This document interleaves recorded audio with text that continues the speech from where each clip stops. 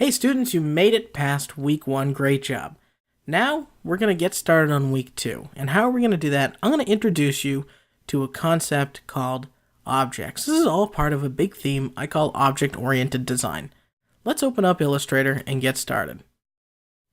So you can see I have my own custom layout here and I have the appearance palette separated out. You'll see why in just a second. Let's make a new document and we'll call it objects. We'll hit OK. So go ahead and make something on your canvas. We'll do a little tiny floor here, and we'll put a ball on the floor, and we're going to do a smaller one. So we have two circles, and they're kind of sitting on this fake floor. They're not even there, a little bit hovering over it, but no big deal. When I select one of these circles, I want you to pay attention to the appearance palette. It calls this, what we have selected, a path. And a path is an object. You can see here the path name. Now you notice also there's 3 properties of this path or this path object, which is stroke, fill, and opacity. If you click on stroke, you can see I can make it bigger. And this shows me really the advanced settings in something that Illustrator calls the stroke palette, which we'll get into a little bit later. But really quickly, I can say I want this to be 20. And here I can pick, say, a nice dark blue. Our second property is fill, so we can change the fill color. And then finally we have opacity, where we can make things semi-transparent and change their blending modes, which again, we'll get into a little bit later. Next, let's select our big path over here. And we're going to change its stroke and fill colors too. So we'll do a red, and we'll make that about a 40-point stroke.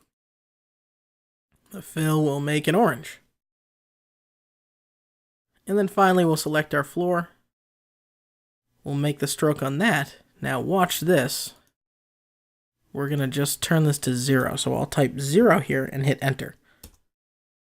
Now you can see the stroke becomes nothing. Or this swatch right here, none. That means it still has the property in this object. You can still assign a stroke to this whenever you want. There's just none visible right now. If we go back, first we'll give this a fill color of gray so we know where it is. You can see this here has no stroke, but it is filled with gray. Over here we can hide properties too, so we can hide this fill. And if we hide a fill, you can see it's see-through. Or if we turn it back on again, there's our fill. Also, if we hide our fill, you notice that we can't select this object in the middle of it.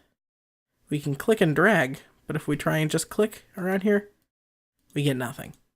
So we have to select it, or grab an edge, and turn the fill back on. We can also hide the stroke, but it's still there. So these are properties that you can show, you can hide, but your objects, each object you make in your scene, always has them. Knowing that is the foundation of how you build everything in Illustrator. And we're going to go more into this idea of objects, grouping, layerless thinking, locking and hiding, all this crazy stuff in week 2. It's just going to help us get ready to make Vector Heroes video game cover. So coming up next, stay tuned. It's all about grouping your objects.